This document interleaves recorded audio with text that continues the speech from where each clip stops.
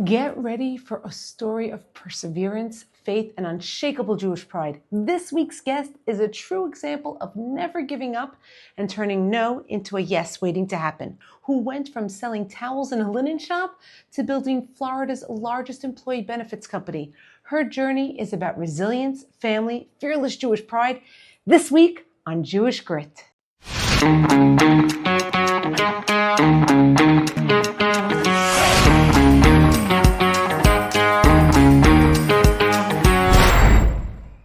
Well, welcome to Jewish Grit, Olami Mentorships podcast, and I am sitting today with an amazing powerhouse of a woman, Rachel Sapoznik. So I would love for you to share with us where you're from, your personal journey, your professional journey. I am from Florida, born and raised in Miami. I was very blessed to have amazing parents, and they always gave me the confidence that I could do anything. Grew up in a very modest household. And it's funny because I spent my entire life really wanting to make a name for myself and have enough money to have a house with 2 bathrooms. Because when you think about these things, it's so funny what we thought about when we were younger. So we were 3 girls, my mother, my father. My poor father didn't have a chance. And it was the constant, like, who's in the bathroom?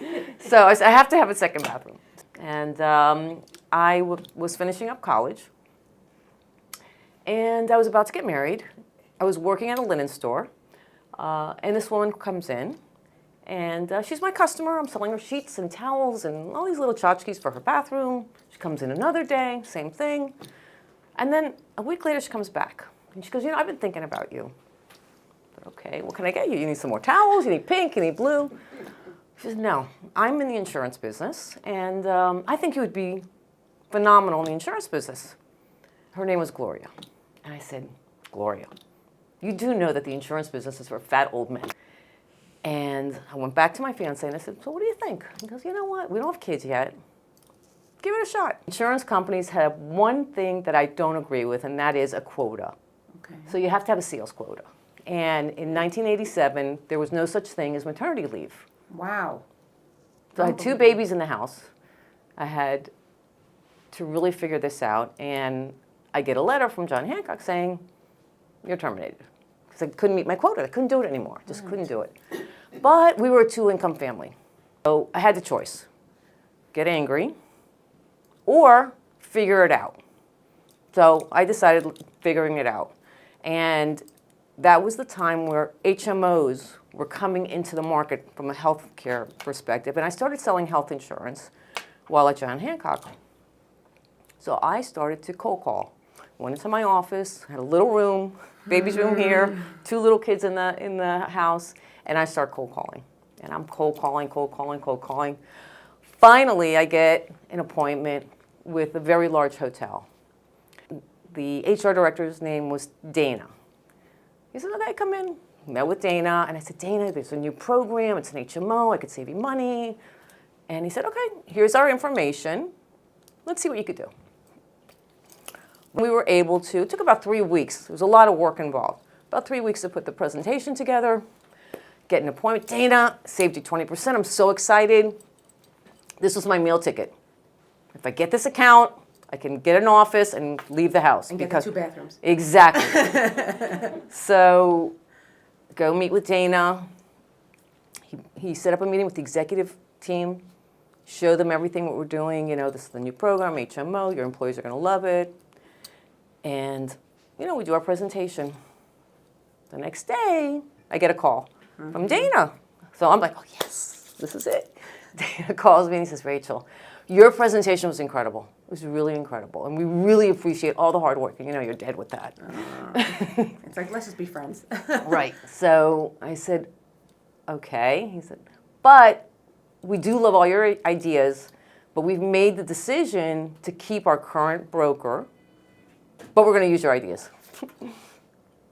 Oh, wow. Okay. So again, you got to make a choice. You got to think so quickly.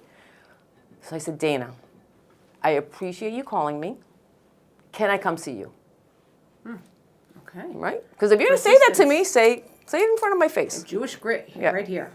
So he said, okay. So I called Gloria. Gloria, this is what happened. She said, okay. This is what you're going to ask him. Get over there and say to him, you want to be able to sell at least voluntary benefits. Voluntary life, disability, little things for the staff. It's not going to cost him anything. All he needs to do is give you a payroll deduction slot. Okay. Take my car, get over there. I'm shaking while I'm going over there because I really want to get this done. And he meets with me. And so the first thing I said to him was, Dana, I appreciate you meeting with me.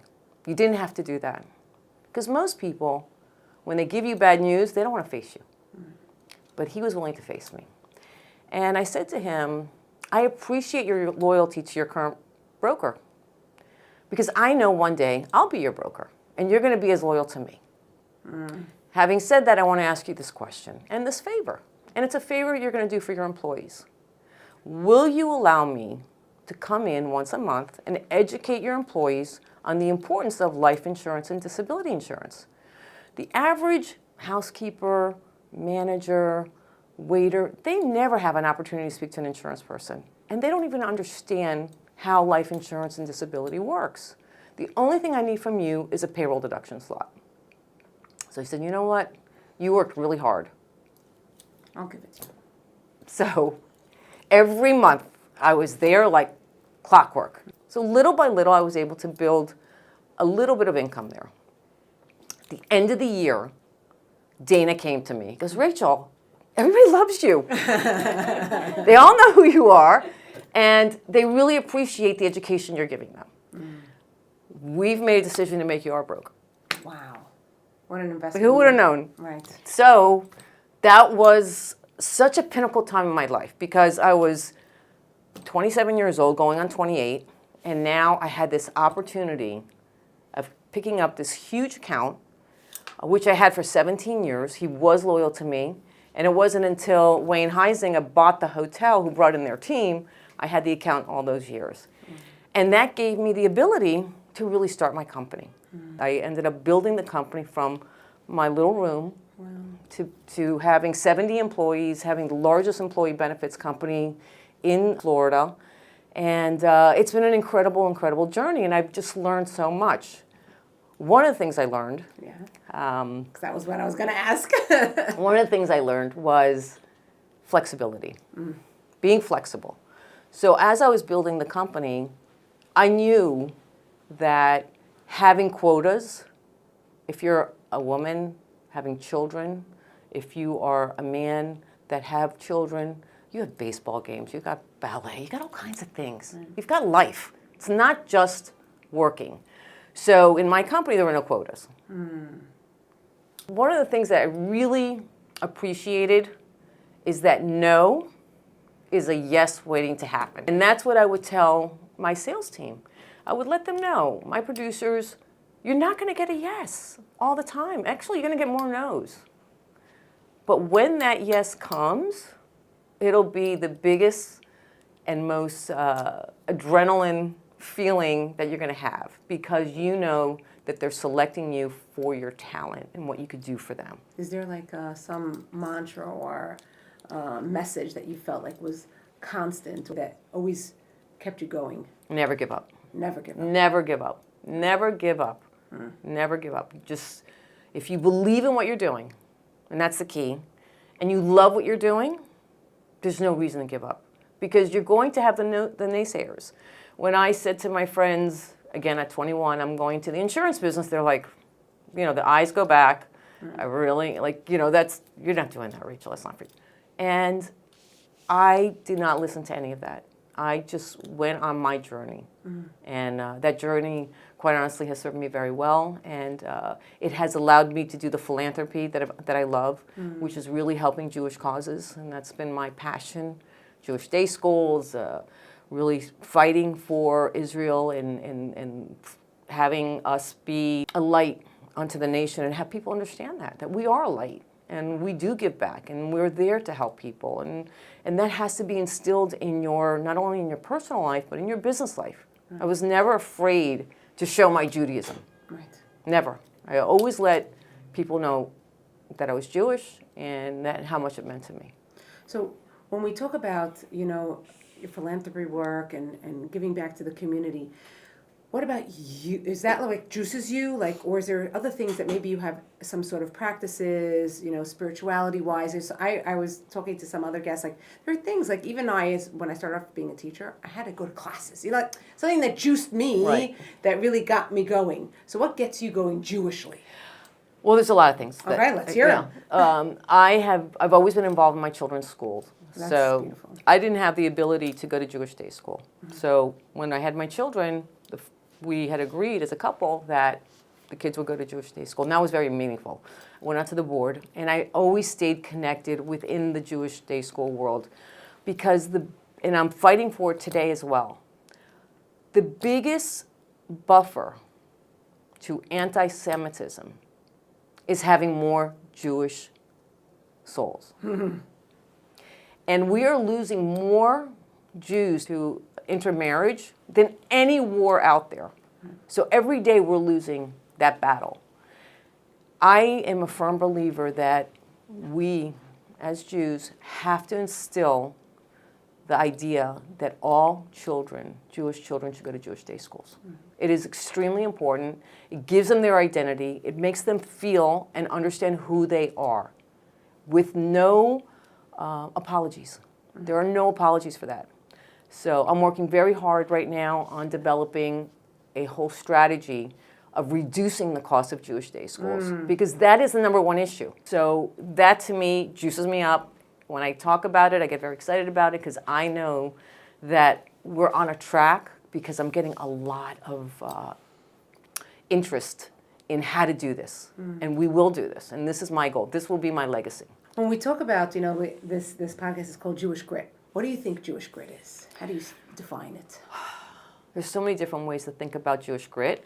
Right. But look at what's going on today. We have a choice as Jews.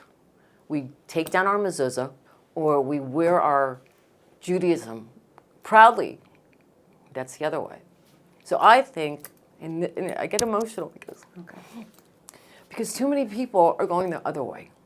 Right. I think that we are in a time now where Jewish grit and pride is so important. And I think that the generation of Generation X and Z, which are the ones that are going to be our leaders, they're our leaders, are facing something I never faced. I didn't face it.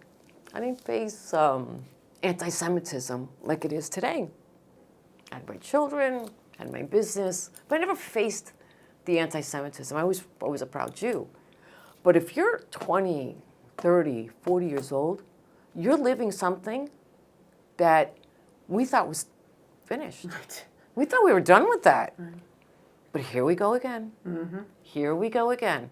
So the Jewish grit is to support our Judaism, to be proud of it, to put our mezuzahs back up, and to let people know that you're a proud Jew. And you support Israel, you support Judaism, and whatever form of Judaism it is. It doesn't matter. We're all Jewish.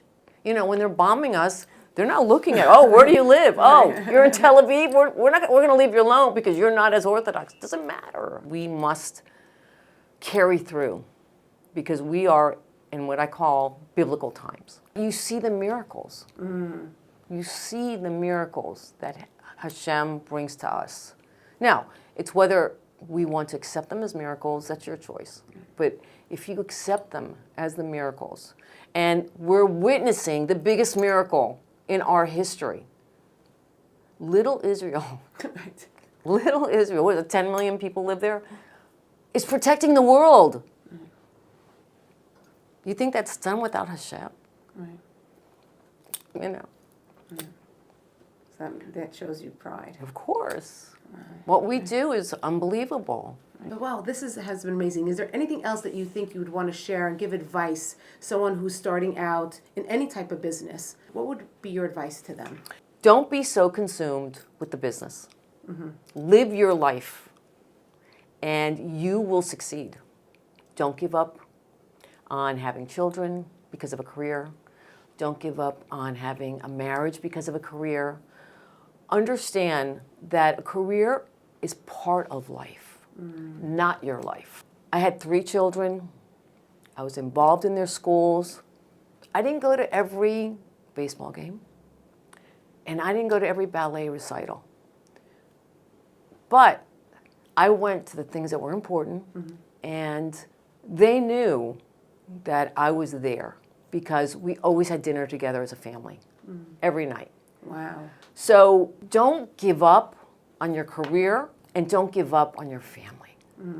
They can coexist. They can coexist. Well, thank you so much. This was so lovely. So nice to meet you. So nice to meet you. Thank you for giving us the time. And thank you so much.